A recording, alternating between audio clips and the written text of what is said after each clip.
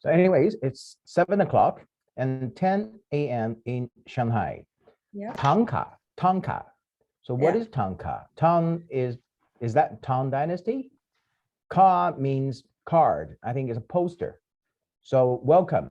My name is Jimmy. I'm your facilitator and the moderator tonight. And tonight means in Vancouver. And I'm the treasurer of Vancouver Asian Heritage Month Society. It is my pleasure to welcome everyone to today's presentation of the Tibetan Tanka. Before we launch the event, representing Vancouver Asian Heritage Month Society, I acknowledge we are on the unceded territories of Musqueam, Squamish, and the Tsleil-Waututh nations.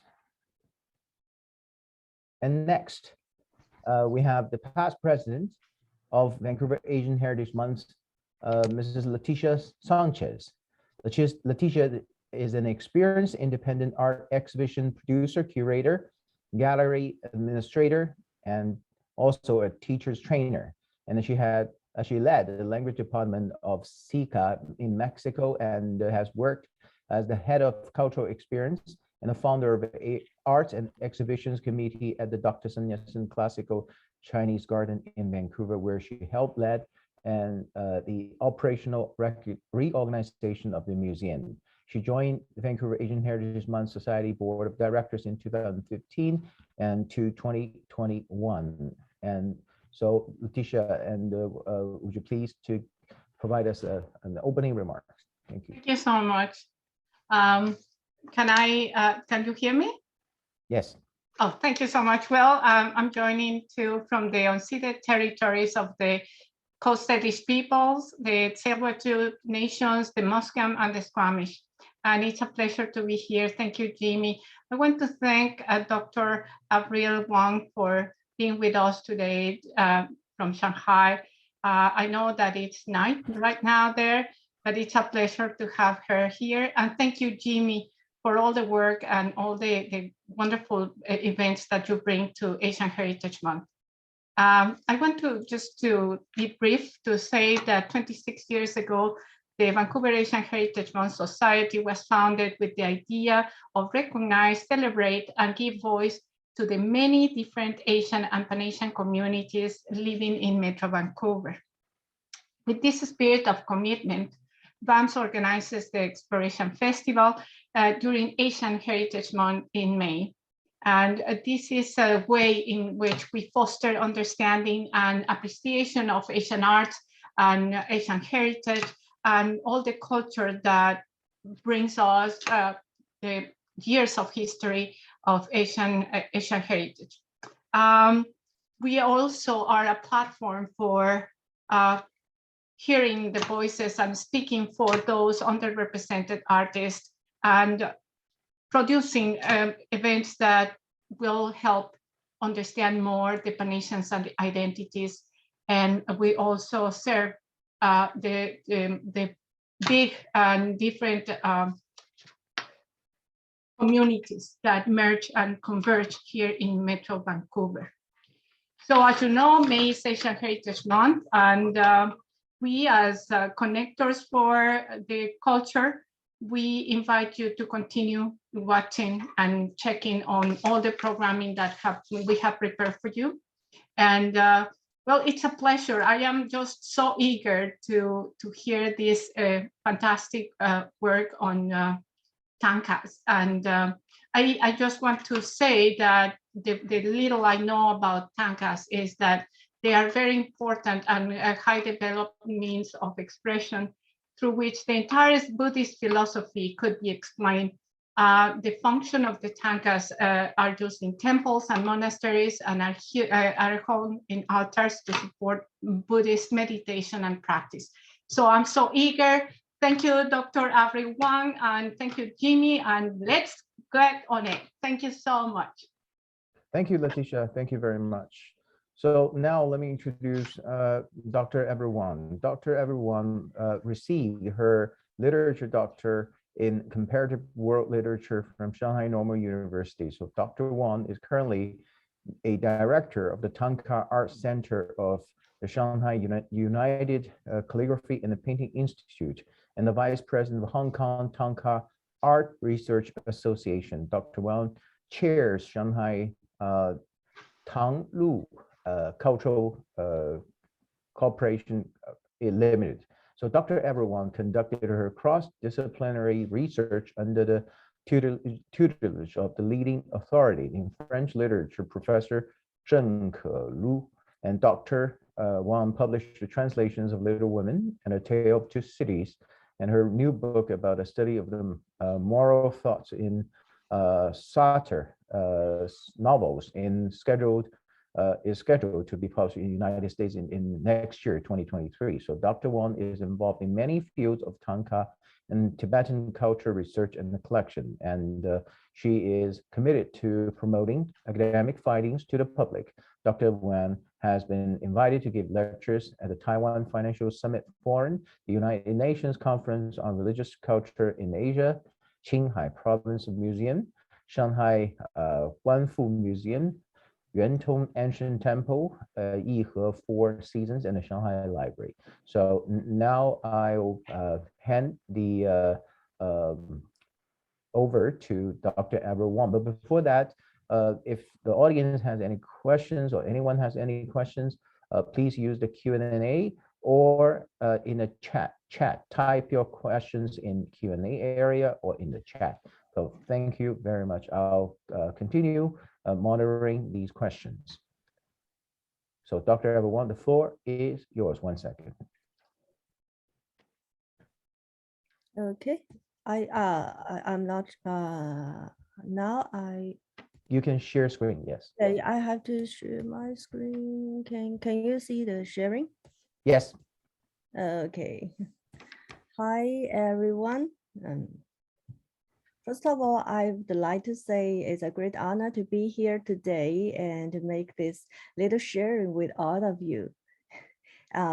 First of all, I'd like to make a quick introduction of myself. You can call me Avril, and I major in the Tibetan art and Buddhist, and I got my doctoral degree in literature, comparative and world literature. So I spent half of my research in the Tibet art and Buddhist and half of my research in the French literature.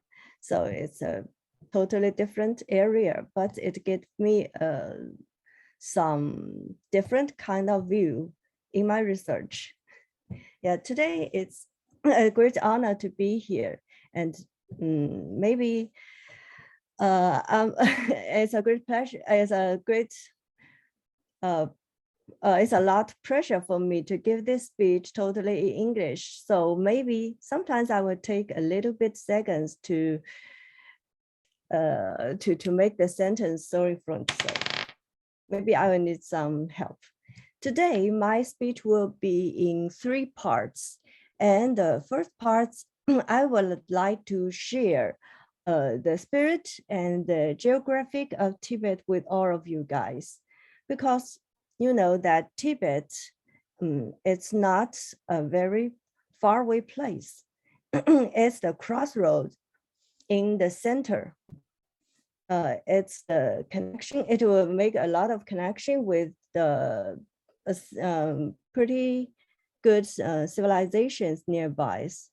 They are the Han district and the India district and the Nepal district and the civilization itself. So if you have all the art there, especially the Tanka painting there, it's a hybrid of the culture. So this is the first part. It's about the history and the spirit and the geography of Tibet. And the second part of my sharing today is the subject of the Tanka painting, the theme, the demo of the Tanka painting. And I will show you a lot of pictures that will give you the impression of all the kinds of the Tanka. And the third part, I think it's a very funny part, is I will show you how to paint a Tanka painting. I think that after today's sharing, all of you guys will be an expert of Tanka. And first of all, let's start with the name of the Tanka. You can see that Tanka have many spellings. You can spell it as Tangka or Tangga. All will be correct because it's a pronunciation of Tanka. In Chinese, if you translate it directly, it means that a card from Tang Dynasty. As we all know, Tang Dynasty is one of the best dynasty in Chinese history. It's almost about 1,400 years ago, I guess. Yeah. And it's a great coincidence that the spelling of Tang Dynasty is almost the time of this art begins. Yes, Tanka, this art begins exactly at the dynasty of Tang, but it's not because of when it is started in Tang Dynasty that it is named. It's because that Tanka is translated directly in Tibetan pronunciation. In Tibet, we pronounce it as Tanka. Yeah, I think that the actual meaning of it, it's some kind of romantic. It means that you can feel the word in a little piece of paper. Actually, Dang, it means feel it. Ga, it means a little piece of paper. Yeah, that's kind of, I think that's kind of romantic. It means that. Dr. Avril, and would you please just also use the PowerPoint slides, because I have a question. Yeah, so they want to actually also see the slide, because they can see part of the slides, so they notice like there are some content on the slides. So if you can move along the let me see. Is yes. So this is the great. Will this be okay? Yes. Okay. Actually, it means that it's actually a two-dimension plant, but it presents a three-dimension world. It's a little bit different from the painting of our culture. Our culture, two-dimension is two-dimension, but in the Tanka painting, it's not a two-dimension world. It's a three-dimension, even a more world. It's like a door that is like a little window on the door that you can see through this window to see a brand new world. That is what is Tanka painting. It's not only a painting, it's a map of the other world. Yeah, this is I think that this is the meaning of the Tanka. It means fill in infinity space. I really like to use this to describe the spirit of it. It's one flower equals the world, and one word equals the life. Yeah, that's the spirit. And let's start with our first part, the spirit and the geography of the Tibet. Yes, you can see on this photo, I think that all of you have already seen a lot of photos of Tibet before, and this is, I think that's the one of the most place in, well, the most famous place in Tibet. It's Potala Palace. It's where the king and the leader of our Buddhists live. I guess it's in Lhasa, and this is can give all of you the impression of the Tibet. It's mysterious, nature, and Buddhism. That's three part add up together. It's, I think that the impression of the Tibet. Yeah.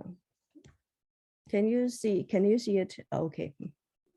I think that the Tibetan impression and the first part will be the natural. Tibet, it's a really natural place. It's like because this place is my hometown. Yeah, I love it a lot. And even nowadays that we go to the Tibet, we don't have many peoples there. And sometimes I go there and I drive a car for the whole days, and I can see many peoples. Maybe I will all by myself for several days there, and everything is so natural there nowadays. Yeah, because I think it's about the altitude.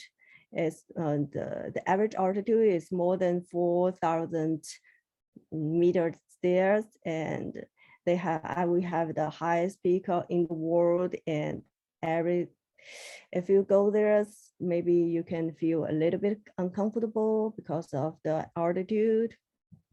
And we can see a lot of great sight there. The mountains covered with the snow and all kinds of the lake and a lot of the wild animals. Yes, that's Tibet, a very natural and very wild place. And the second impression of the Tibet is the Buddhism. This area in China is very special for the belief, because almost everyone there, the majority, almost everyone there believe in Buddhism. It's not like the other part of the Shanghai and the other part of the China, like in Shanghai, we believe in other stuff like Confucianism and other things. And in Tibet, almost everyone believe in Buddhism. Buddhism is not only a belief there, it's also a style of life there. They live in it, they pray, and they follow every rules in Buddhism there. And the third part is the impression of the Tibet is the mystery. It's a mystery because it has so many things different from the other culture. And maybe sometimes there's a little bit of culture shock. I will show you a lot of pictures of the Tanka paintings. It seems like a little bit scary. And we don't, and after you know what is actually the meaning, and maybe you know it's not so scary, it's not so mysterious, it's sometimes it's kind and love about it. Yes, the three parts added up is the Tibet. And the Tibet, we know that in Chinese opinions, Tibet is a place that's really, really far away from all of us, because in our map, it's in the corner. But actually, as I told everyone, that Tibet is actually the crossroad of several cultures. You can see from this, from this picture that here's Tibet, and at the right side, it's our Han civilization here. And it down there, it's the Indian civilization, and near it, it's Nepal, and it will have some influence from even from Europe, that we can see a lot of the patterns drawing in the Tanka is from the Europe, from the Greek, even from the Greek. So I think that is a hybrid of several civilization and a culture. And I always make a little jokes about how it is the crossroad, that you know that maybe 100 years ago in Tibet, the ladies there, they will use the perfume from Paris. Actually, they will use it. It's not a place that we thought it was so low, it was so far away and have no connection with the world. Actually, it had a lot of connection. And because its altitude is so high that it's a good place to mix all the culture there, because of its really high, the altitude is so high that it will not have many wars. Yes, like we know about India, it will always have a lot of wars because they are flat, and they have really a lot of wars in the history, so that the civilization there couldn't mix up together so much. But in Tibet, because it is high, so every culture will slowly go into that district and mix up together. Yeah, that's the main four civilization mixed there. The Chinese civilization, as you know, we have more than 5,000 years history, and we believe in Confucianism, and we have a lot of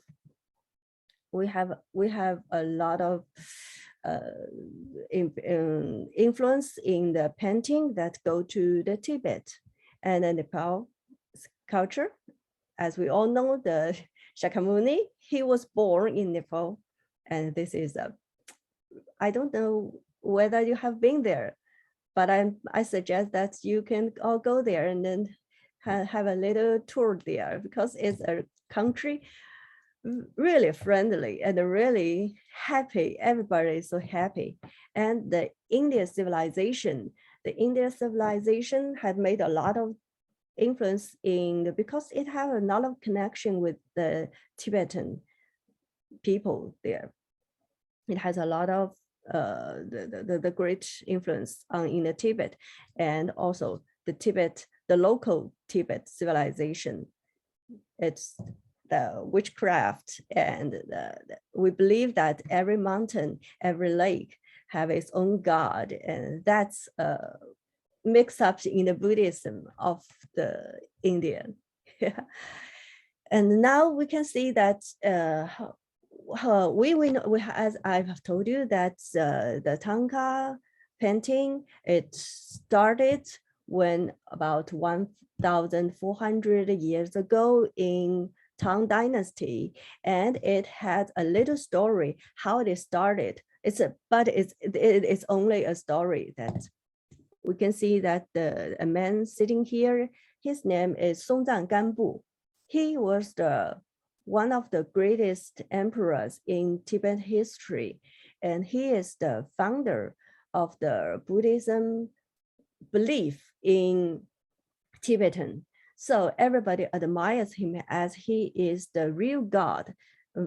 Even in nowadays, the beginning of the Tanka painting, the legend, the story, is about him, that he woke up one day when he was taking a nap, but when he woke up, the blood came out of his nose, and he painted the first Tanka with his own blood, a Tanka of a great goddess. That is widely believed in the Tibet area. We think that, okay, our great emperor, he painted the first Tanka of a goddess that bless us. Yeah, I think that's a little bit romantic, because nowadays the most expensive Tanka is painted with blood. Actually, it seems like a little bit scary to paint with your own blood, but after this speech, after I told you why they would do this, why we were painted the Tanka with so many expensive materials, you know, the most expensive material is our heart, like this. And you will know why we do this is to show our love and admire to the Buddhism. But as in the right side of the slide, we can see this is actually, we think, the first Tanka painting left, because it's a goddess. It's a goddess of the green terror. Now it's in the temple on the wall, I guess. That is more than 1,000 years, and it's left. We can see it's still bright, and the color is so vivid, because we used all the materials as the natural minerals and the gold and the other stuff. It will last forever, I guess.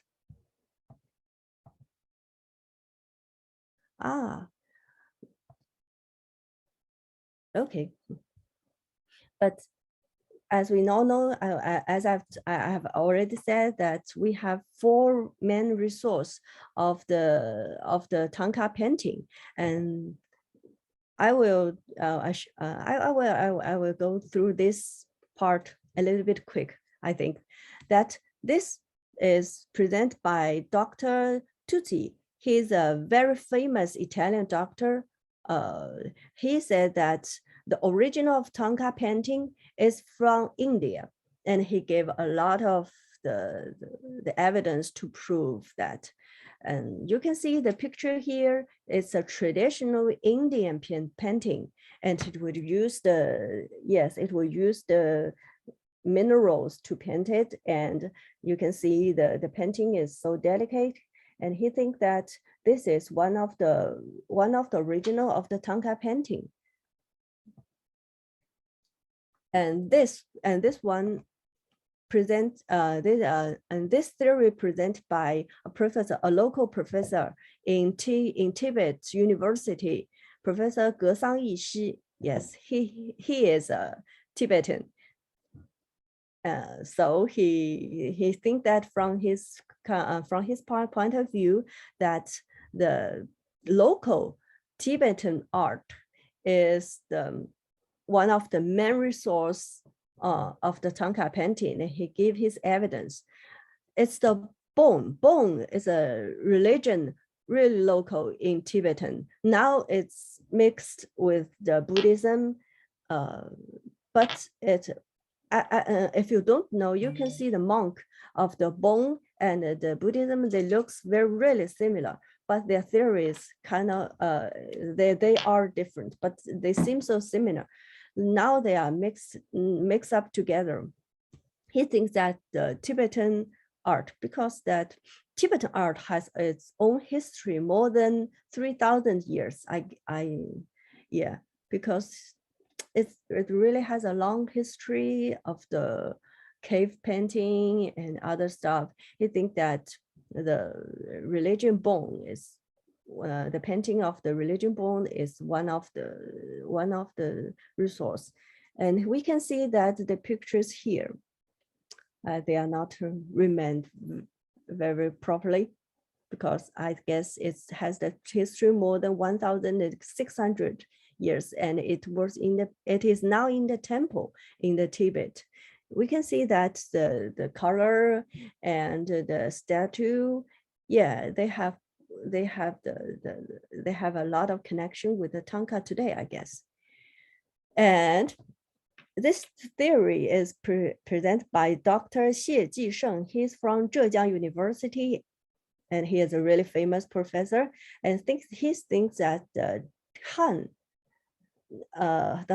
painting, the other area, the main area of the China, the painting, it has a great influence on the Tibet painting, and he gave a lot of the evidence. Yeah, of course, because that's after the when the time 1,400 years ago, when the Tanka painting was began, and some really great, really big event has taken place at that time, is that the Princess Wencheng from the Tang Dynasty, he married the guy. I have shown you the picture. He painted the Tanka with his blood. Yes, our emperor.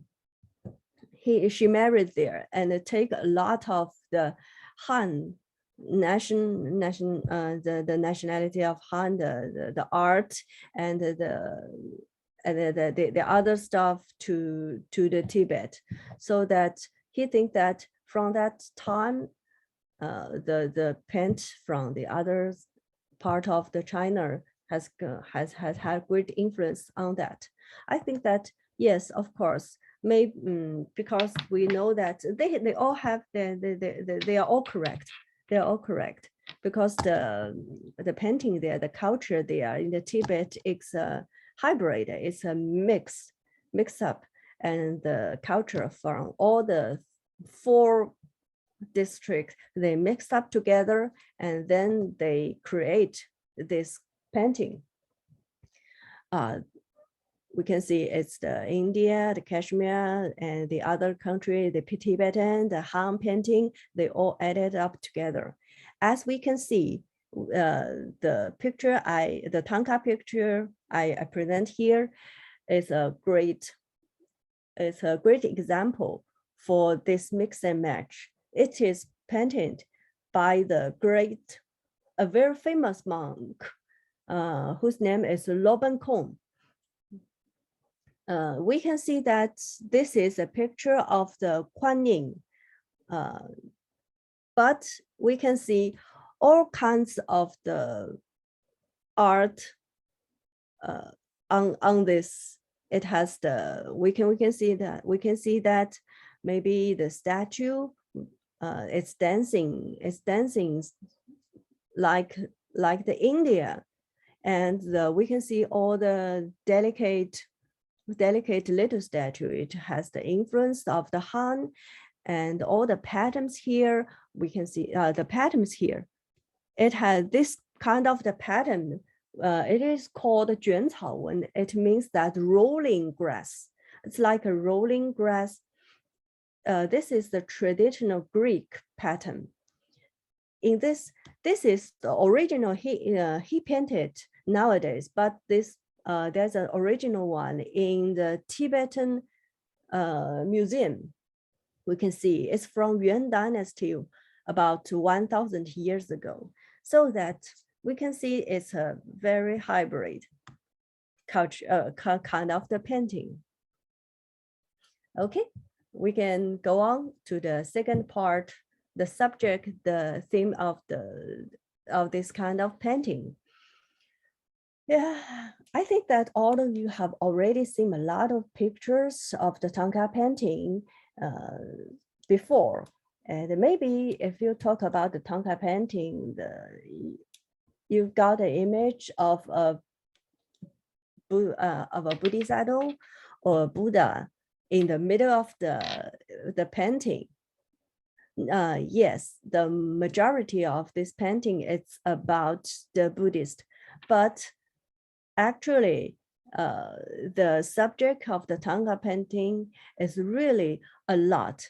It recorded the whole set of the Tibetan culture, the art, the science, the medicine, and a lot of stuff.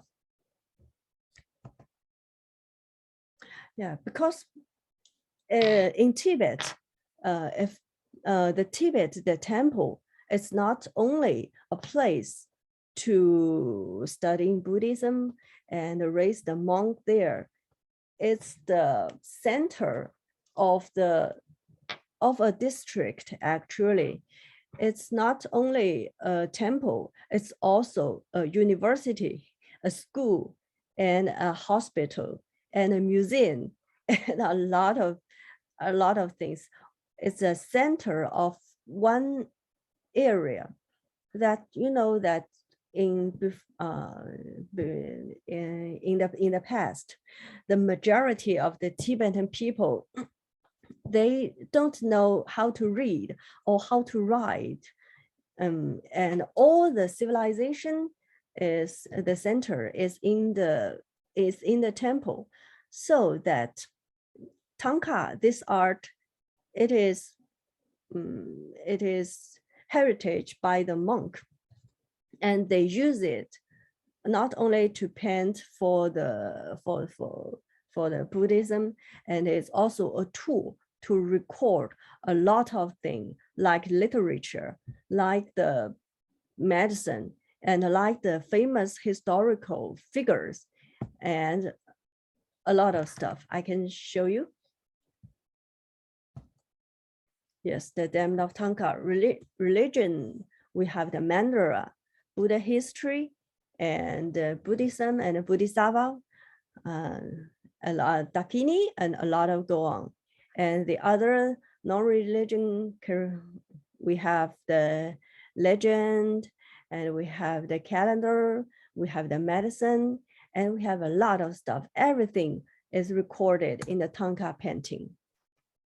Yeah, we can see this seems like a little tree here. This is called mantang. In our pronunciation, it's mantang. It's a tool to use for the medicine, because that in the past, all the doctors, they are the monks. We have the hospitals in the temple, and everybody, if you have something wrong, if you want to see a doctor, we don't have a hospital. We always go to the temple, and the monk will help us. So these are the tools for the monks to study the medicine. This little tree here, I think it's quite interesting because its theory is really similar to the Greek theory about how a people get sick. It seems like a tree. We think that there's three main materials in our body. They have to make it quite equal, that we are healthy. If one of them is not so healthy, one of this we lost the equal, and then people will get sick. And it draw with a picture that if you can't keep your balance, this little, and we show the symptoms like this, and we can look at the whole trees, and we will know, okay, there's something wrong, and whether he's wrong. At the right side, it seems a little bit scary. It's also medicine bentang, a special kind of tanka. It shows that the blood and the skulls of a human being, because of the funerals in the Tibetan. I don't know whether you have you have already heard the funerals in the Tibetan before. It seems a little bit scary that, that in our Han district, after people died, we will bury him or her underground within a wooden box and let him rest there in peace. But in Tibetan, we think that after you died, your spirit will go away, and then your whole body will be just a little piece of meat. So the last thing that you can do for the world is that to give up your body, and the special kind of monk will cut your body up and make it the food for the bird. That's the last good things that you can do for the other animals, is to donate yourself.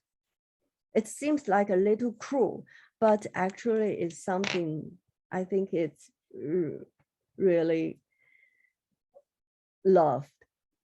So that special kind of monk, they know a lot about a human body. Yeah, we can, yes, the English slide is here, that we can see, we know a lot about a human body. The left picture, we can see the Mentang. This is also a Tanka. It's in the Ming Dynasty.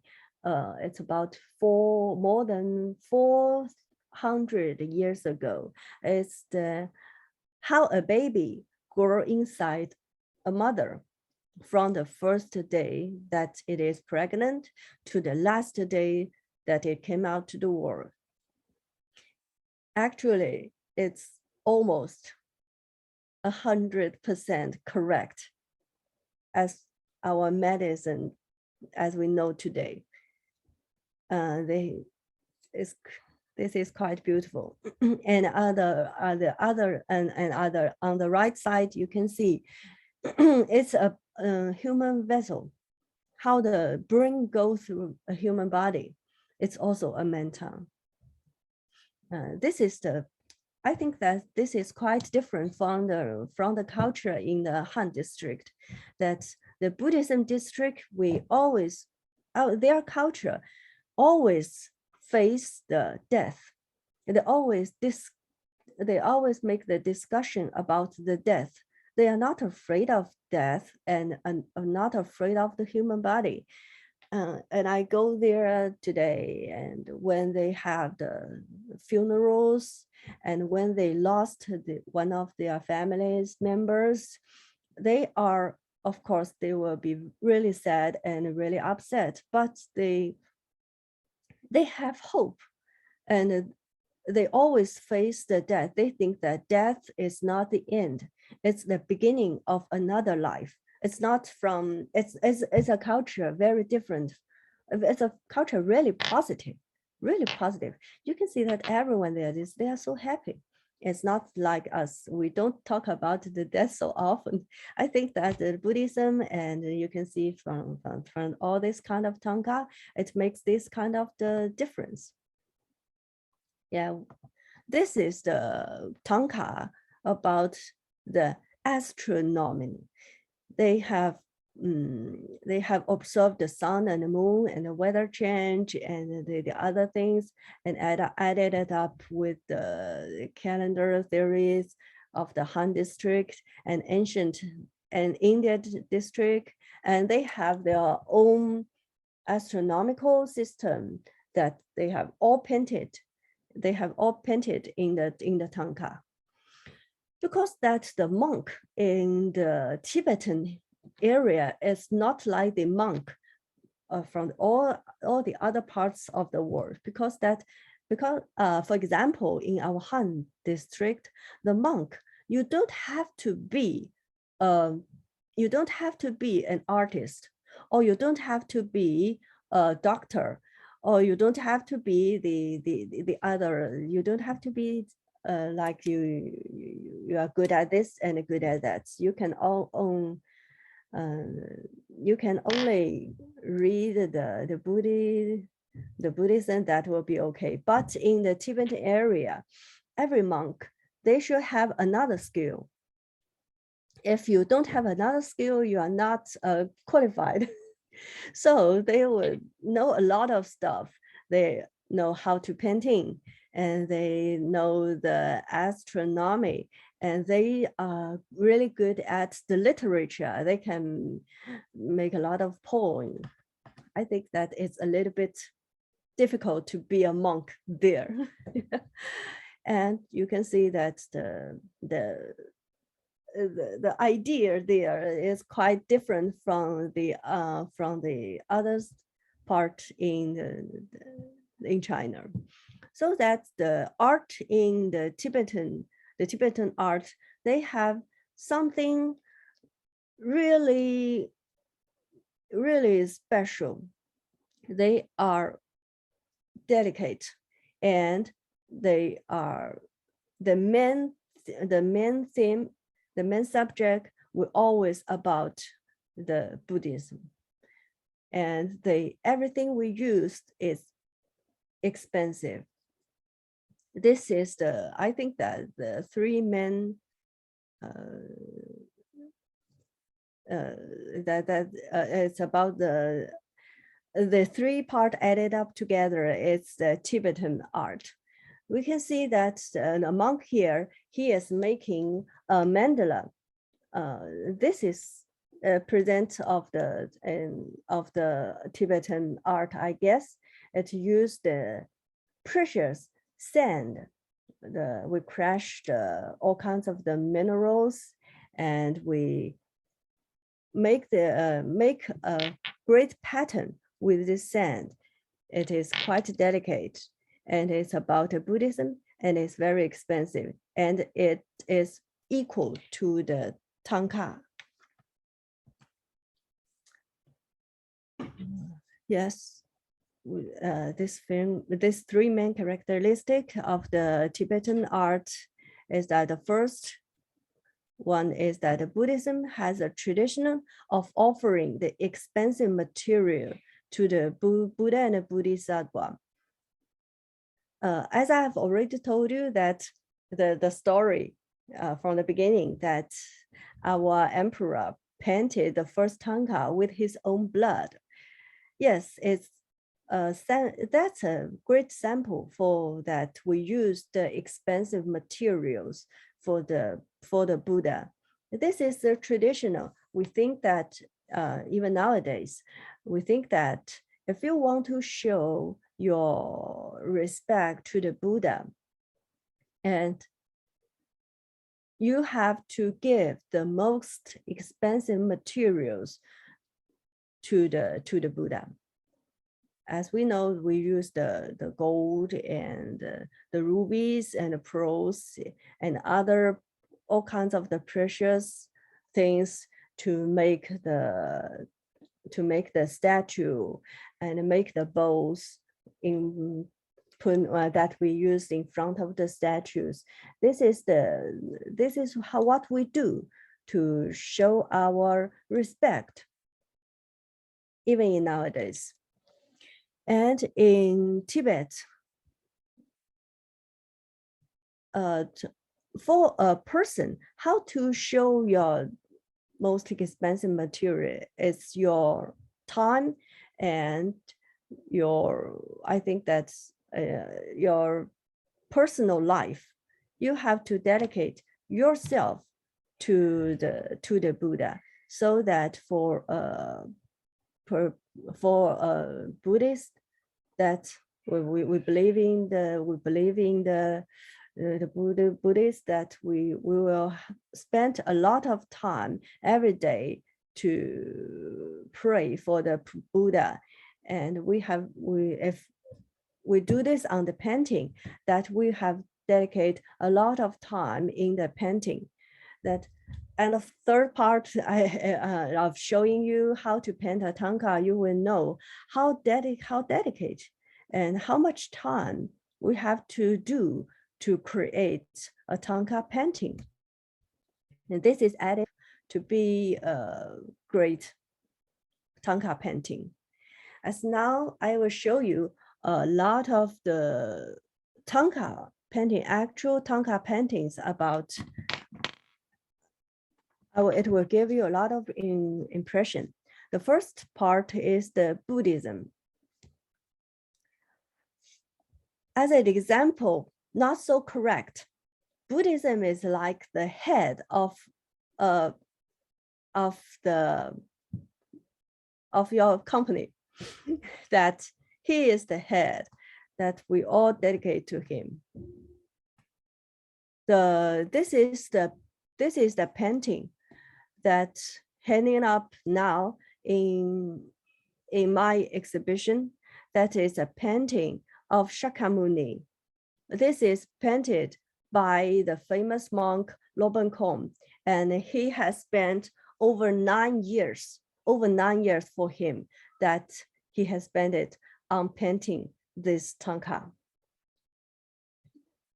So I think that's the first time I always remember the first time I saw this one. It's a very big size. It has the size more than 3 meters, really big one. And it used more than 1 kilo of gold painted on this Tanka painting. Shakyamuni is a whole story. This one is called Fo Ben Sheng. It means that the whole life of Shakyamuni. From this place, this is where this is the scene of Shakyamuni was born, and this is the scene of when he is died. It recorded all the life of the Shakyamuni. When he was born, the story told that he can walk after he was born, and he make 7 steps, and each steps becomes a flower. And he said that in this world, I'm the Buddha. like that. And after he was born, his mother died, and he was raised by his aunt. We know that Shakyamuni, he was a prince. And after he has become an adult, one day he realized that all the happiness were gone, and he wanted to seek for the meanings of the life. So he left the palace and become a monk. He has spent a lot of time, make a lot of effort on seeking for the result of the life. He thinks that people will get old, will get sick, will get ugly, will die. That's the problem of your life. He wants to solve it as a problem. But after many, many years, he realized that this is not a problem. This is the life itself. And then he became a Buddha. We call Shakyamuni as the master in the theory of Buddhism, that everybody can become a Buddhist. Everybody will, if you realize the meaning of your life, you can become another Shakyamuni. I think it's quite positive.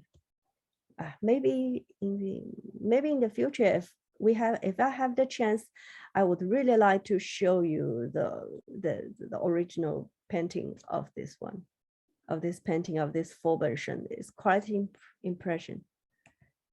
And this is the pharmacist Buddha. He's in charge of healthy. That every Buddha and a Bodhisattva, they have their, I don't know how to say that, they can solve one of your problems, and he is the one who can solve your healthy problems. If you go to the temple, the hospital in the temple, every hospital in the temple, they will have a big statue of this Buddha. He is really easy to recognize because he is so totally blue, and he has a bowl in his hand and a herb in it, and everybody pray for him that he can protect our health. It's quite it's a very, very, I think that's widely admired and famous Buddha. This one is Amida. Amida is quite widely aspect, because he is the Buddha that can solve your death problem. You know that in our theory, after you die, you will go to a certain place. Maybe you will become a human being again, or maybe you will become a bird and other stuff. But the best way to solve our problem is to go to the Western paradise, to live this circle of life forever. And the Western paradise is a place that is so pretty, and you will have no pain there. So we pray for him, that we hope that after we die, we can go to that Western paradise. So in certain ways that some people, they only pray for him. Okay. The next part is Bodhisattva. Bodhisattva, it's the head of the apartment of a company. As I made a not so correct example, it's like the Buddhist, he is the head of the whole company, but the department, their head is like Bodhisattva. It's really easy to recognize that we can see every Buddha, they have the figure of the monk. The difference of them is only the color. The blue one for your health, and the red one for your future, and the yellow one, the Shakyamuni. But the Bodhisattva, they have the figure which always have a lot of jewelries, and they are pretty, and they are well dressed. That is how we can recognize them.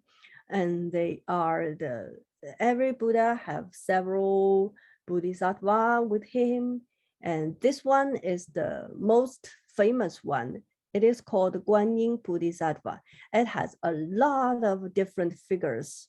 And this one is to translate it directly, is that Guanyin has 1,000 hands. We can see that he has really a lot of hand from the top to the bottom. The actual Tanka, they will really paint more than 1,000 hand. It's not what we think. Maybe 1,000. It's actually we should paint more than 1,000. Why she has more than 1,000 hand? Because she will always prepare to help the others. And the story about her is quite touching. It's a quite touching story that she dedicated herself to help all the human beings, but he can't help, and she crashed, and her teacher, the Buddha, helped her to build up her body again and gave her the hand more than 1,000, that she could help the human beings more effectively, I think. That Kuan Yin is, I think that every Buddhism, we have a Kuan Yin statue, a Kuan Yin figure in our home. This one is called the Terror. Terror is especially in Tibetan Buddhists, because it is a figure of Kuan Yin. The Terror, they have 21, but the most famous one is the green Terror. I always say that she's the head of the whole Terror. She is totally green, and she seems like a 16 years old, very beautiful, very pretty young girl. And this is a figure of the Kuan Yin, but we think that they are the sad tears by Guan Yin. When Guan Yin, she saw how miserable the human beings are, how we suffer from our sickness and from our ageness and from all the stuff in our daily life. She was so sad, and tears come out of her eyes, and the left tears becomes the green terror, and the right tears become the white terror. And they say that they will help the human beings really fast. So we call them to translate directly, is the Tara who helps the people really fast. So that everyone in Tibet, we will pray for her every time we have even little bit problem. They have the figure totally add up to 21, so that everyone can solve one kind of the problem. Even if you are lost in the road, you can't find your direction, there's a certain terror that can help you. So it will add up the total group, the total package, the 21 terror can solve all of your problems. This picture, this Tanka, it is painted by a very poisoned grass. It's quite special. It is also painted by the famous monk Loben Kong. It's a secret recipe. It's a special kind. So if you can see the true painting, you can tell the color of this painting.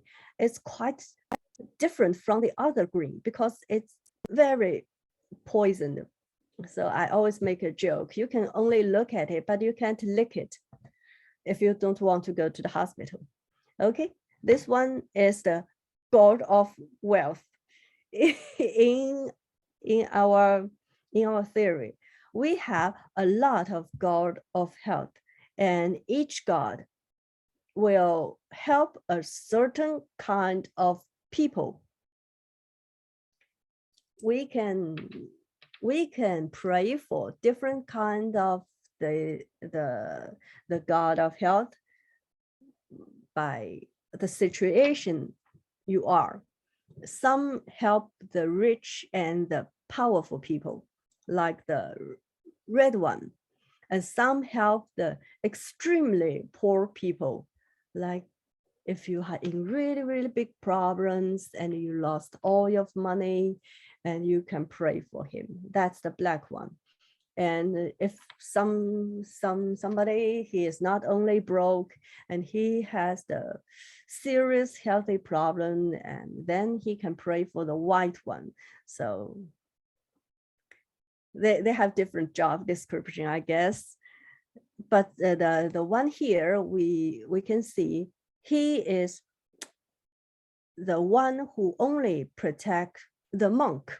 So every monk will have a picture of him in his room, because that we know that if you want to be a monk, you don't work, so you have to, the other ones who help you to give you the food and to supply you, that you can continue your continue to do what you are in your daily life.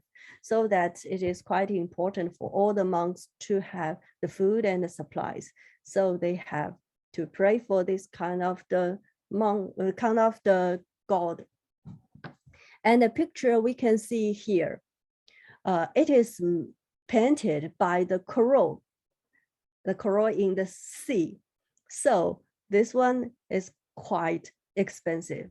And we can see the face of this god is totally yellow, and it is painted.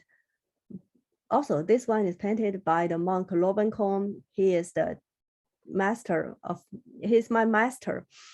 And he told me that the material he used to paint his face is a stone from an elephant, from the brain of an elephant.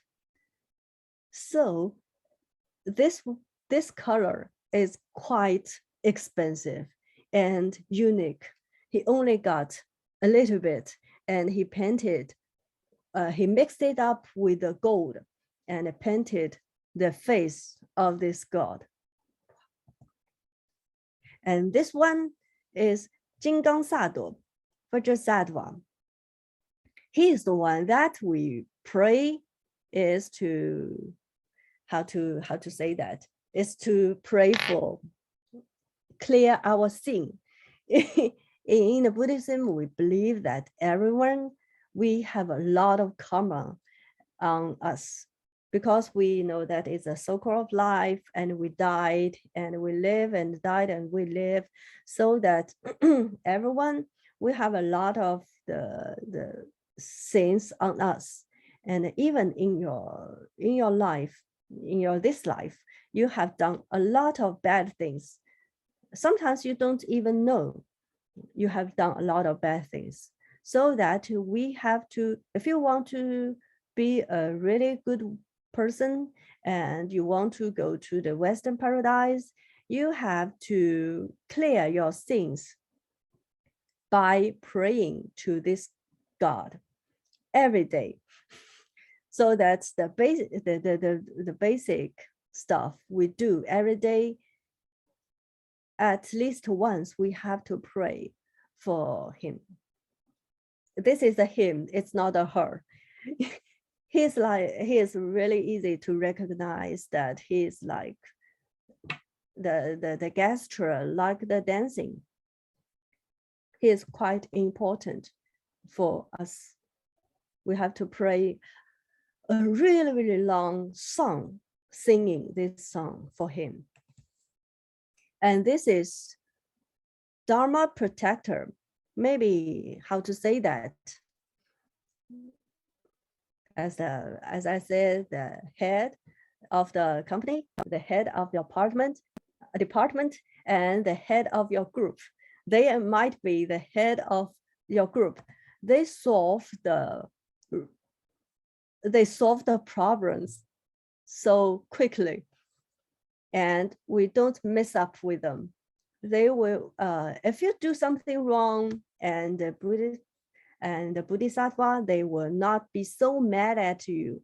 But if you do something wrong, and we think that the Dharma protector, they will pissed off. So we can't mix up with them. And this one is the Mahakala. If you translate it directly, it's Mahat. It means big. Kala, it means black. Added up, it means big black. He is the angry vision of the Kuan Yin, the beautiful Kuan Yin, the really kind Kuan Yin. But when she got mad, she will turn into this figure. He is a very important figure for the Dharma protectors in our life. And this one is painted about 10 years ago, I guess. And the whole figure is quite pretty. We used more than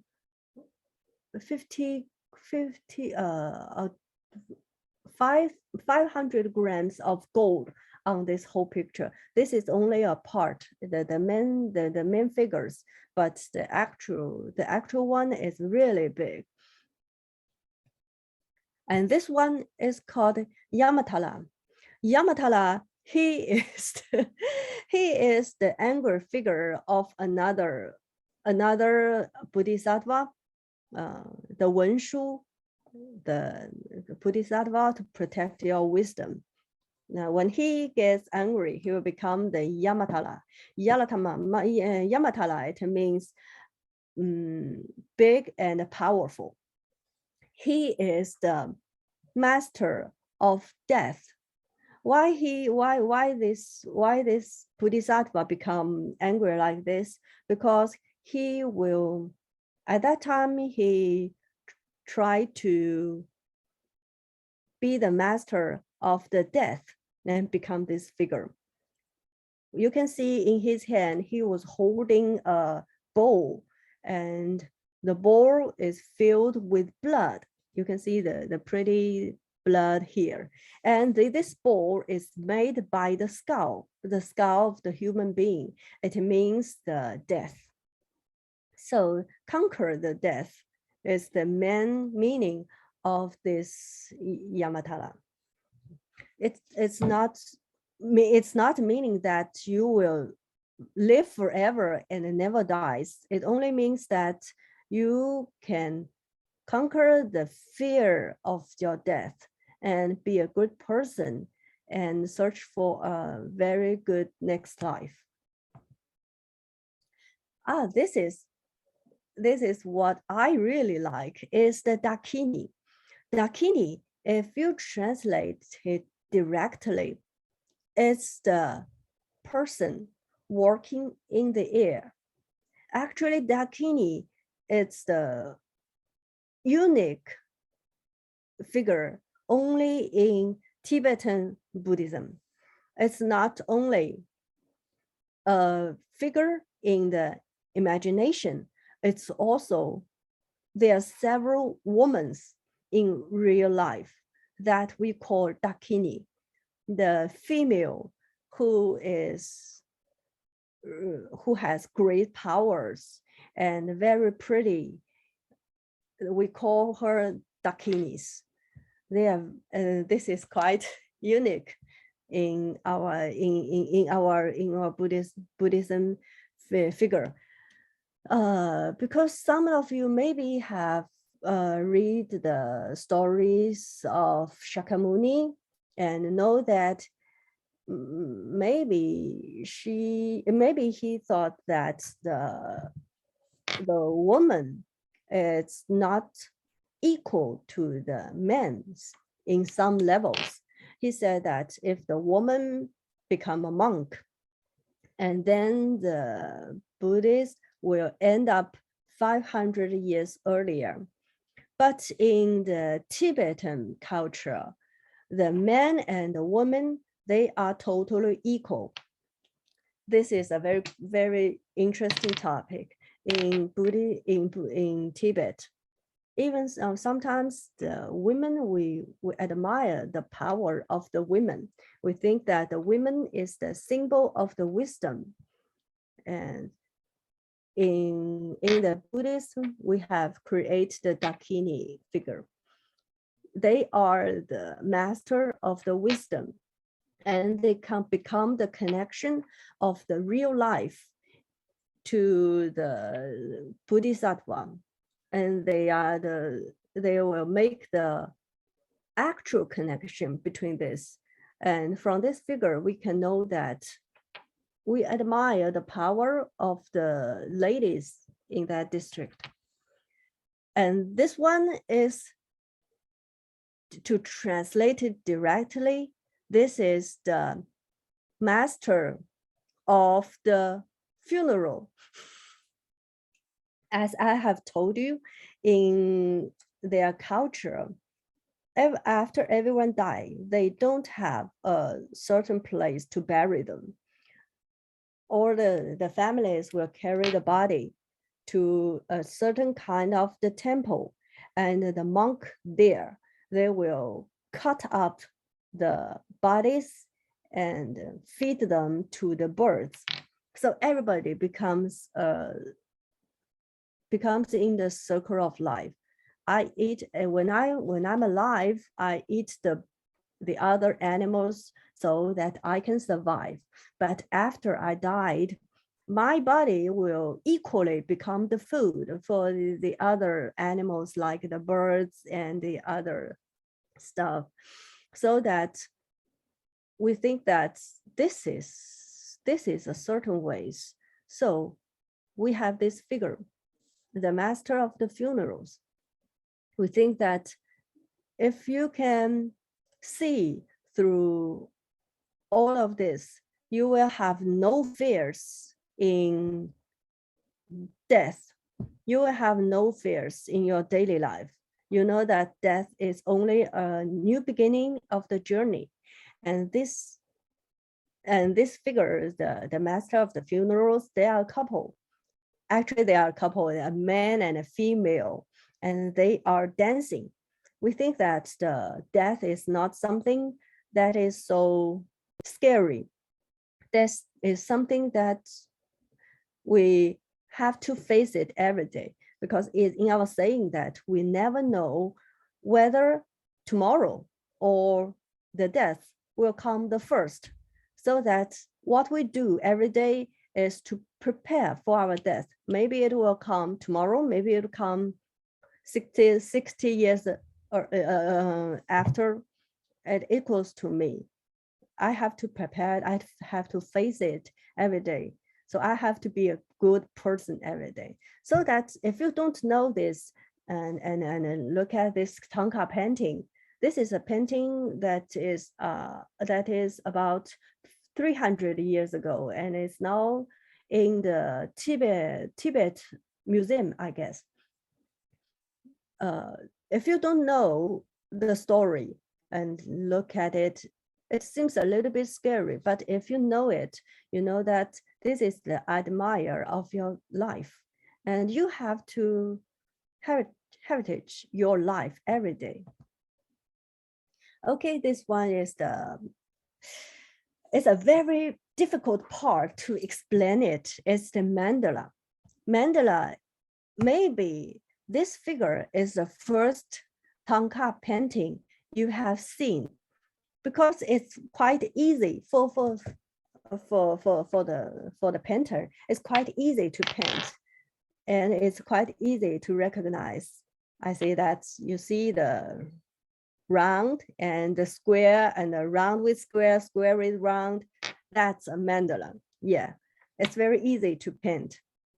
But actually, this is a figure really, really serious, because this is not a flat two-dimension world. This is where the Buddha lived. This is a city.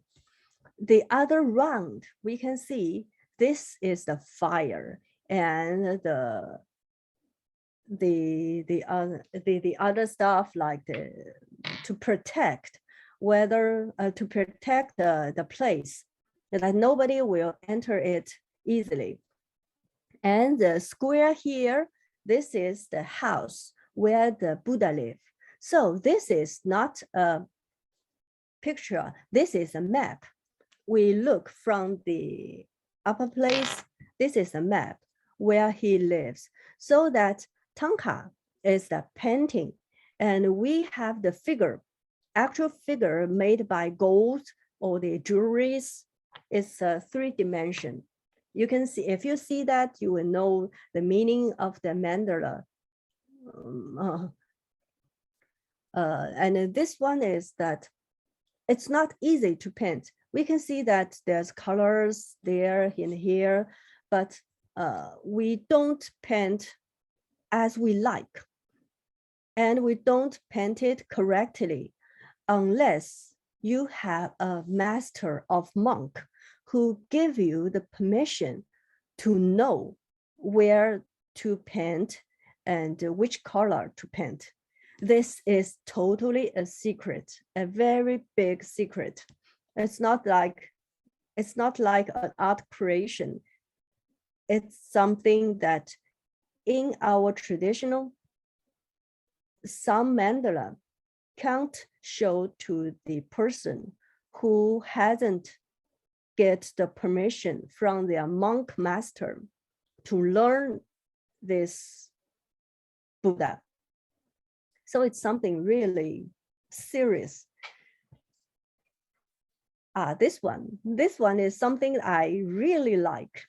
It is called the Circle of Life. This one is painted by my master, the monk Loben Kom. I think it's quite cute. But there's a saying that the first one who painted this Tanka is Shakyamuni himself. He painted maybe 2000 years ago. He painted to tell everyone the spiritual of the Buddhism is that we are in a circle of life. If you do the good thing, you can become you will have a great life in your next life. But if you do a lot of bad things, the consequence won't be so good.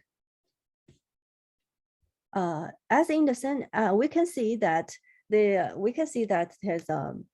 a figure who has this plait, and this figure, he is the god of the death. And this figure, we called it the circle, because that everyone, we are now living in this circle. In the center, we can see that three figures. One is the snake, one is the pig, and one is the bird. We think that it presents the people of their foolish, and they're angry, and they're eager. These three add up together to make you do a lot of stuff.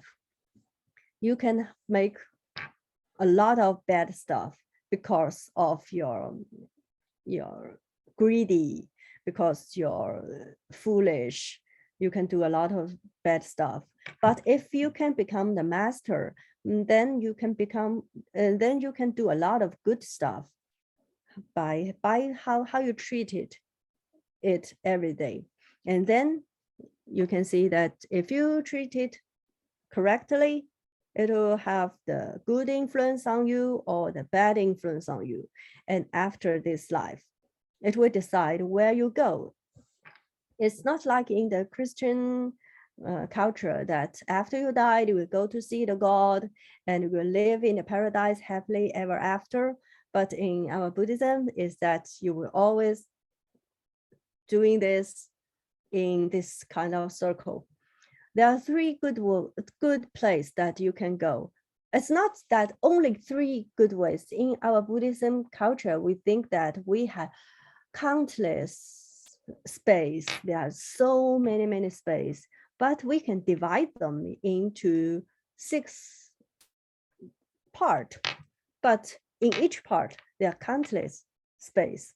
The three best the 3 best kind of place that we can go is that we can go to the, how to say that, 天人. 天人, it means that you can become a little God and you will have the power and a really long life and live a really happy life. But after you died, yes, you will die. Even you are God, you will die. After you died, you will come to this circle again. And another one here, you can see here. This one is called Ashu Luo. He is similar to the God, but they are angry. So they have their war every day. They have their fight every day. So that if you are too angry, maybe, and you are a good person, maybe you end up in this district. And this is where we live. Yes, we live a really good life, the human part. And we think that the human part is maybe it's the best place, because that is not like to become a God. You don't face your problem every day. So you won't listen to what Buddha says, but you are human beings. You have to face a lot of problems. You will become old and the other stuff. And then you will have the chance to listen to Buddha. And we know that if you can listen to the Buddha, maybe you can become a Bodhisattva yourself. And this here, we can see a lot of animals that we think that if you do a lot of bad stuff and you are so foolish, maybe next time you will become an animal. Animal is not so good because you're not so clever. Even you have the chance to listen to the Buddha, maybe you won't have a lot of chance to become a Bodhisattva. And this red one, we think that this is a certain kind of the ghost. It is called, if you translate it directly, it is called the hunger, So if you are not so good person and you are greedy, maybe next life you will become a very hunger ghost. They live a miserable life because they have really long life and they are starving. They are hungry every day, but they can eat nothing. Every food that they put in their mouth, they will become a fire. So that's miserable. But the most miserable place, and they are the biggest part, this is this black district. We know that after you have done a lot of bad stuff, maybe you ended up here. You will suffer a lot. You will have to face a really long life and suffer every day after you paid all your sin. And then you will have the chance to go back to this circle of life again. Yeah, and the only solution of all this circle is to become to know the meaning of the life and to stop doing a lot of things here. We can see there's a slightly chance that we can go to the Western paradise.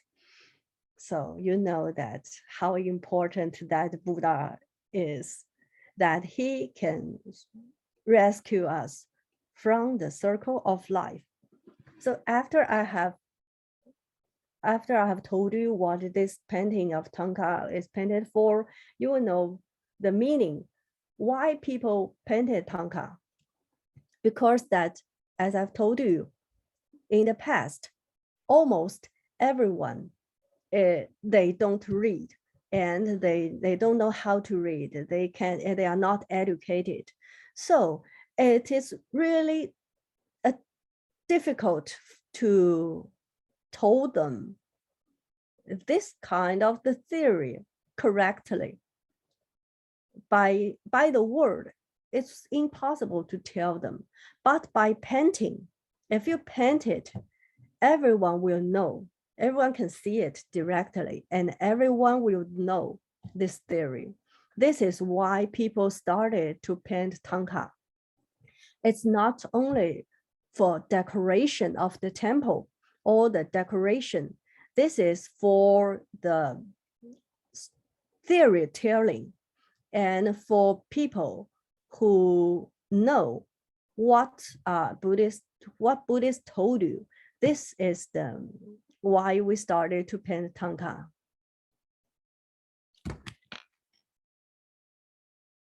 Okay.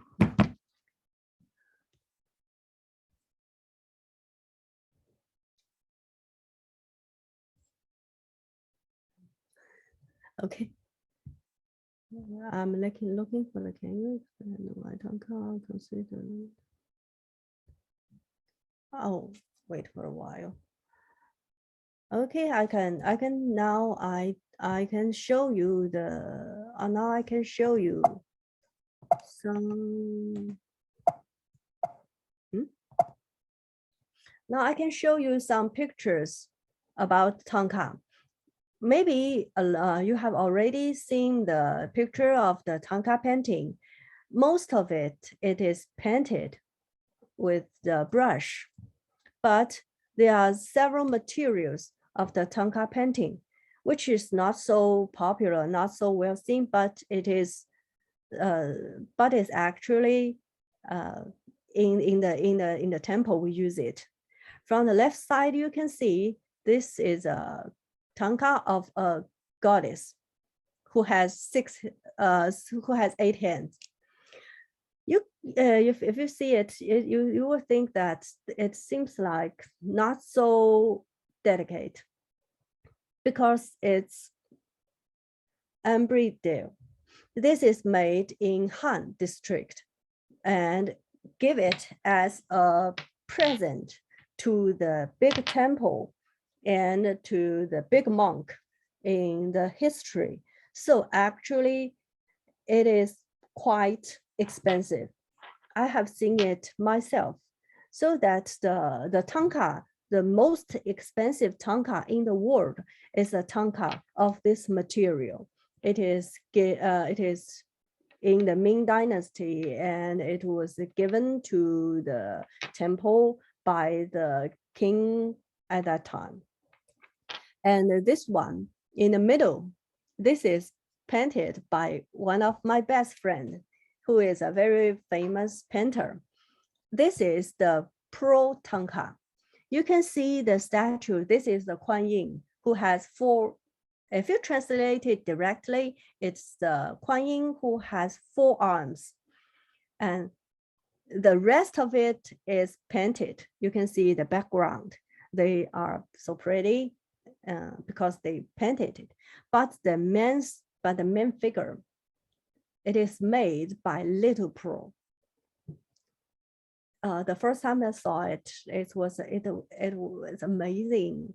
It's the first time for me to see a real Pro Tanka, because how to make this kind of Tanka, we have lost it in the history for more than 300 years.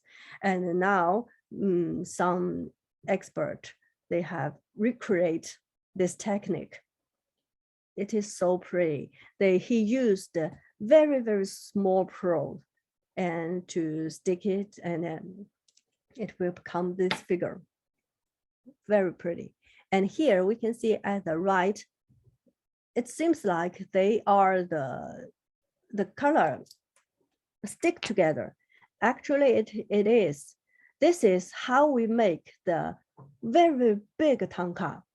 Maybe you have seen the photos that in some big temples in Tibet, we even have a Tanka of the size of a little mountain, a little hill. Quite big, over 100 meters. They are not painted. They are made by this. They are made by silk. The silk, we cut it up and we add it up together. That will make the really big size of the Tanka. They are very pretty. My suggestion is if you have the chance to go to the Tibet, you have to go on the certain festival that you can see this kind of the Tanka who has the size of a hill. We can only see it once a year, but if you have the chance to see, you definitely will. My advice is you definitely will go to see it. So pretty. Okay. And now we can see that this is the Tanka, the drawing Tanka we painted. This is the most typical Tanka. As I've told you, the Tanka is a hybrid of the civilization of the painting. So it's a mix and match. It is not like the painting in our district. We painted on the paper. The Tanka is painted on the covers. It's like the oil painting. It's really, really like the oil painting at the beginning. It's painted on the white cotton, but the brush and how we paint it, they are similar to the Han district. We can see the figure here. This is painted by Lo Ben-kong, the monk, the famous monk painter. This one is painted with his blood. Yeah, with his blood. And he has painted this for more than 4 years. In these 4 years, he wants to paint this one. He can't eat salt every day. And he has to eat the food very clean, only with the flour and the butter and the sugar. Can't touch any meat for 4 years. And then his blood will become not so thick and very pure. And then he will use the blood every day with a certain way to paint this Tanka. Yeah, for 4 years. I think that the first time I saw it, wow. I remember the first time I saw it, it is painted in the canvas. I can still smell the blood, but the color is totally red. Even nowadays, it will not become like my blood. If I draw it with my blood, it will become dark, black, not so pretty. But his blood, it will always be this color, so bright, red, so pretty. And as I told you, as everything here, even with the same color, the material used may be different, totally different. We use the red for the coral and the other red minerals, but I think the most expensive, most precious is our blood. Yeah, this part, how to draw Tanka. After this, I think that every one of you will be an expert. This picture is what I've took this picture myself It's for the preparation. If I won't tell you what we are doing, maybe you think that we are making some, making some, I don't know, making some stuff, not painting. This is the preparation canvas. We have to, it's very similar to the oil painting that we have this kind of the wooden, we have to store the on it and become a very flat one, very flat and very tight. And after that, this is the preparation. This is my friend. He is preparing for this canvas. He applied on it with several materials to make this cotton really like a paper. And then he will use this shell. This shell passed on in his family for more than 100 years.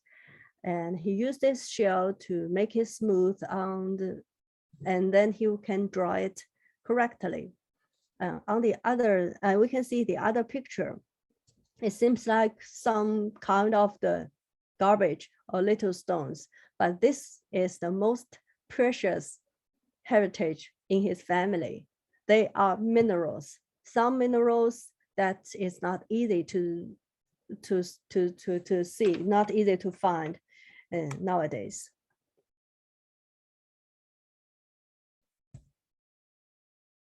Yeah, this is the preparation to make the minerals correctly. I have done this myself, so that to make this minerals paintings, maybe sometimes it will take more than 1,000 steps. And this is not a joke, because every color will take great efforts to become what we can use. It's not like the minerals that you can put it in a machine and make it a dust that we can use it. No, we can do that. Have you ever made a cake? You can't mix the flowers and the eggs and the sugars together and mix it and put it in the oven. It will totally ruin. You have to make it step by step, take a lot of effort and a lot of time in it to make this bread, make this cake. It's very similar, very, very similar to this preparation. Every color have to deal correctly, step by step. Then you will have the right color. If you skip a step, the color will be totally ruined. I have done this, so I know how hard it is. And we have many sounds to describe it. For several minerals, you have to make the smash like you are a strong man. And for some minerals, you have to make it like you are a baby. Some minerals you have to make like you are a very sick person. You have to do it so different. And that is a miracle, that by different kind of the ways you solve it, the color will be different, totally will be different, especially the green one. This picture, this is me. I am doing the smashing, crushing work. It take me 3 days to crush it like this. I think that my hand is almost broken, that you can see it's only a little. And this, you can see, this is the gold, the pure gold. And this is made in our original way to deal with the gold. We deal it with a gold ring. Yes, the big gold ring. And then we smash it and we do it, and then it becomes this color. Yes, this is end up like this. As you can see, it's different color. As I see, it's different money. It's a lot of money. Everyone, every color is precious. And you can see the 3 blue one here. They looks different, right? They are bright, they are dark, 3 different colors. But actually it comes from the same stone, the very same stone, but in different way. Then it will become 3 different colors, so that you know this is it's not like I painted and I go to the grocery and I bought the colors and then I squeeze it out and then I paint it. No, the traditional Tanka painting would take great effort to do this. So that's the traditional one we used to paint it for the preparation. Maybe it would take a really, really long time. Yeah, this is the color and how we get it. We have the red. We have the red, we come from the cinnabar, and the yellow, we come from gold and a lot of stuff. And the white, we come from the ivory, and the black, we come from the ivory ashes. This is only a small part. Each color maybe have more than 30 or 40 kind of the materials that we can use. Some is very popular, and some is mystery, only heritage from the master to their student. So that some colors that we see, we will know that, oh, this one is different because the color, the bright, the thickness, they are different. And then we can begin to draw it. We draw it, it's not like we can do it as we like, as we wanted to paint. I have said that to draw a Tanka painting, it's like to tie your hand and your foot together and then tell you to dance. It's quite it's not a very easy thing to do this. You can see the picture here. The picture here, they looks like it looks like a building. Yes, actually, it's really like a building. We have to follow these rules. How long, how big, and how from this place to that place. You can't do it as you like. And to know every line, you have to learn it from very young age. This one is painted by me. This is the best I can do. I go to the painters, my good friends. They have the students, maybe only 6 or 7 years old. They sit there with their papers and their pens. What they are practicing is drawing. They have to memorize it in their head. We have so many different figures and so many lines to memorize. You can see this is a picture of Shakyamuni that I have painted, and I quit because this one took me more than 1 week. I always do it wrong. Always. This is so not easy things. And you have to do it correctly, and you have to paint it pretty. That is not easy to do. For example, the eyes. You can't open it too wide because they are meditating. They are in meditation. But you can put it too small, and then it seems like he doesn't care about you. So the size of the eyes, I have the masters around me, and I have took more than 1 week to draw this. Yeah, this is one of my master. He is a monk. We invited him to have this practice and teach us how to do at that time. Really take a lot of effort. And this is us practicing. So we use the paper. And after that, After we know how to draw it, we will draw it on the cotton. And then after we have drawn the lines, then we have to apply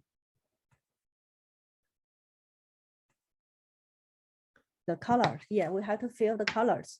Actually, this is not so correct because that we know that all the color is made by by minerals, and the minerals we can't. The color is not so thick, so it would take a lot of time, a really, really long time to make the color very bright.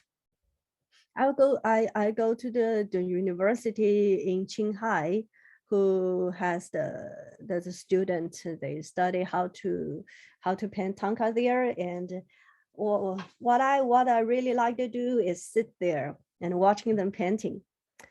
They have spent the whole afternoon there to paint a lotus, the lotus, small one.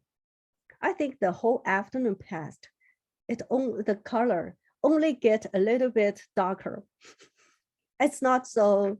It's a painting that will take really, really a lot of effort to do this. It will take a lot of time. And after you have filled, it's not like the modern color. As I draw it, the color will become so bright. Then it will take really long time. So that the Tanka painting, the Tanka with a size of more than maybe 1 meter high, it will take at least 1 year to do this. At least 1 year, because you have to apply it and wait it to dry. And then you have to apply another layer and wait it to dry. It will take the whole time more than 1 year. It takes a lot of effort.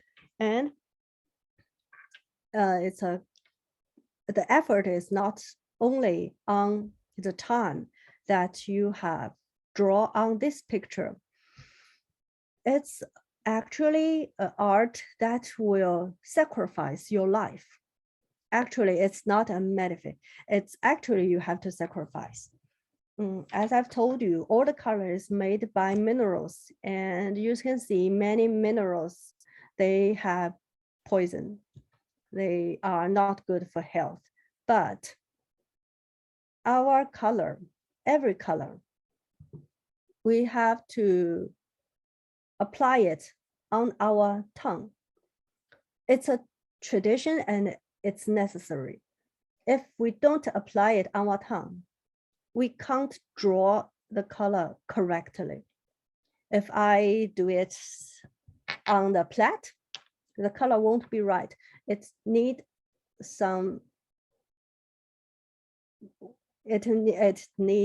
to have this connection with myself to draw it correctly, so that every Tanka painters, after they are 50 years old, maybe nowadays it become 55 years old, they will have big problems in their healthy. They will have problems in their liver, especially the liver, because it's poisoned, so that they can only create this art at the time of the 55. My master, the Lobenkolm, the monk, he retired. He stopped painting nowadays because his liver got something wrong. So that we know that Tanka is so precious that we know that from the beginning, you know how to paint a Tanka. It will take at least 10 years to know how to paint it. And then if you started to learn this painting at maybe 10 years old, and then you have to become 20 at least, for you can create a Tanka painting independently. Then after 20, you go 50.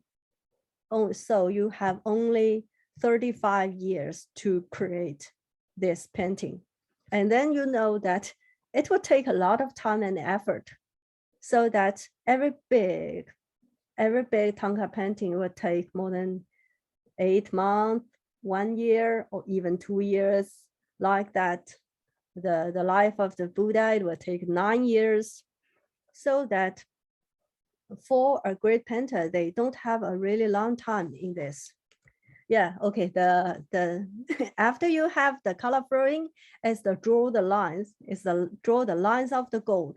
You can see in this bowl, this is all the gold.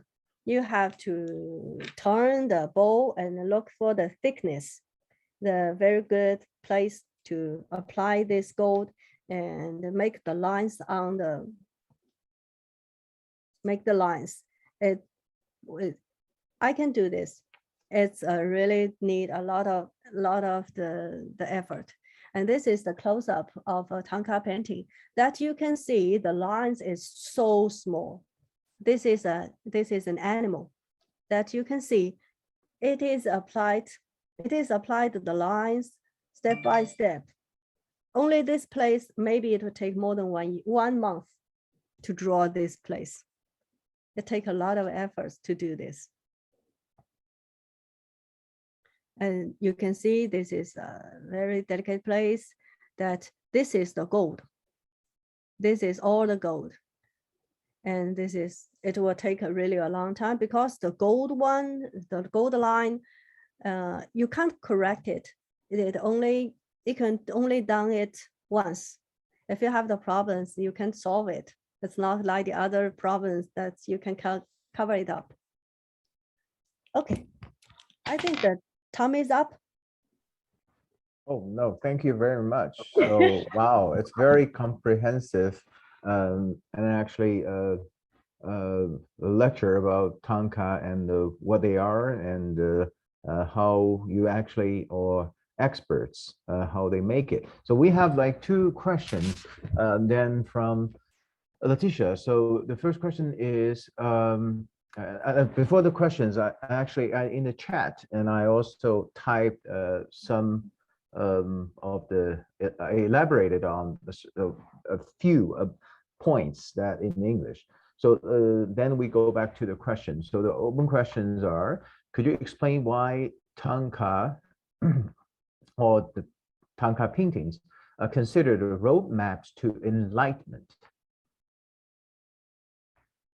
So, okay, so why Tanka is considered actually as a basically a blueprint or a guideline to the enlightenment, 通向开智的一条通道。 Wow, this is a really difficult problem to answer. How to say that? Because that time when Tanka was invented, it's more than 1,400 years ago. Most people, almost 99% people in Tibet, they don't know how to read, how to write. And at that time, this is the only way to tell everyone the knowledge. This is the only way that we can look at the picture. We know about, okay, we know about medicine. We know about how you get sick. We know about the meaning, the circle, and we know about the historical, what happened in the history, and we know about the famous people only by painting. We can't by reading because the people they don't know how to read. So this is the best way to enlighten people.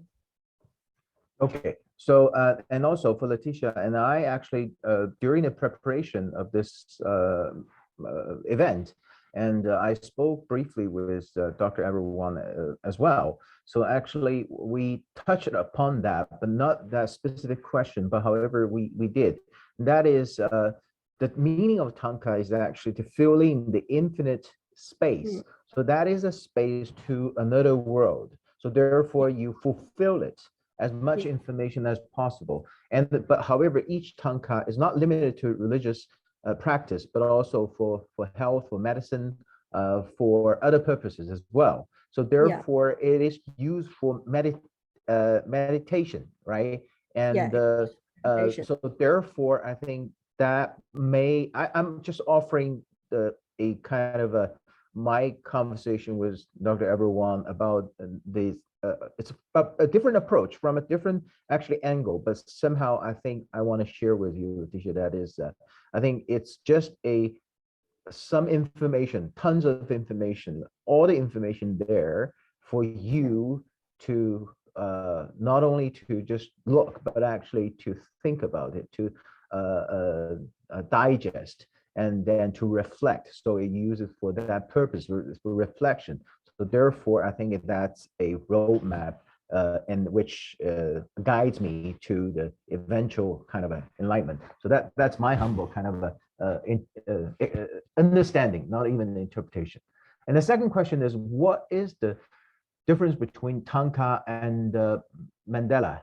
And are these two words interchangeable? Nope. Mandala is, this is Tanka, this is Mandala. They have certain part that they are connected together, but they are not the same.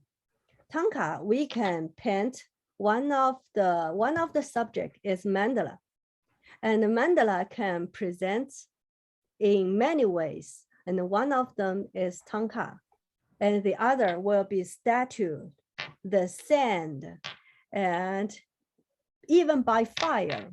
We will use the fire to create the mandala. We will use it in different ways, but the most common we can see is by Tanka painting, because that we have to meditate. We have to learn very secretly kind of learning from Tanka. So it's like a two big row. They have only several parts. Okay, so mandala, what's the Tibetan word of mandala? That is mandala, because It is called. Yeah, it's mandala. Yeah. Okay, so I think that's the part like my puzzles me, because in English mandala means the pattern, right? But however, I think in the Chinese character itself it's actually a temple. We call it sand temple. Is that right? We call it Tancheng. It means to translate it directly. Temple city.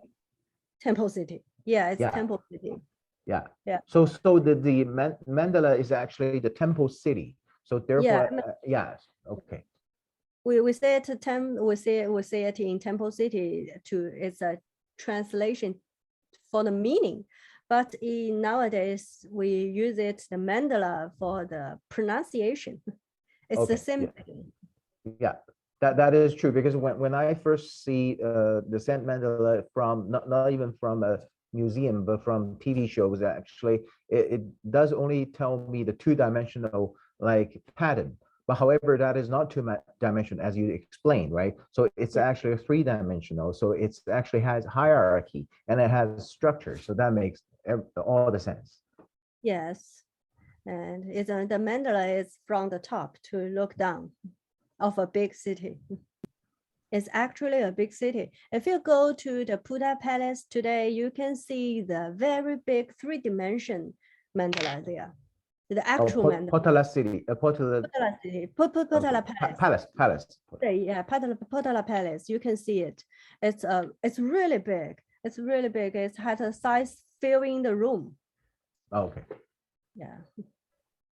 Wow. Well, it's since 7 o'clock here, which is 10 a.m. in Shanghai. It's already like noontime in Shanghai, and then here we're reaching 9 o'clock. So now I think this concludes our presentation, and let's everyone give a round of virtual applause to Dr. Avril Wang. So it's very comprehensive, and we look forward to meeting Dr. Avril Wang Sunday in Canada, in Vancouver, and so that we can actually see the real Tanka and also your collections, hopefully.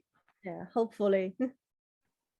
Okay, so thank you very much, and thank you all, and for the Vancouver rights. So have a good night, and so Dr. Avril Wang, you have a good one. Thank you so much. It's a great pleasure today to share my hometown with all of you. Yeah. Yeah. And we wish you all the best. Thank you. Wish you all the best.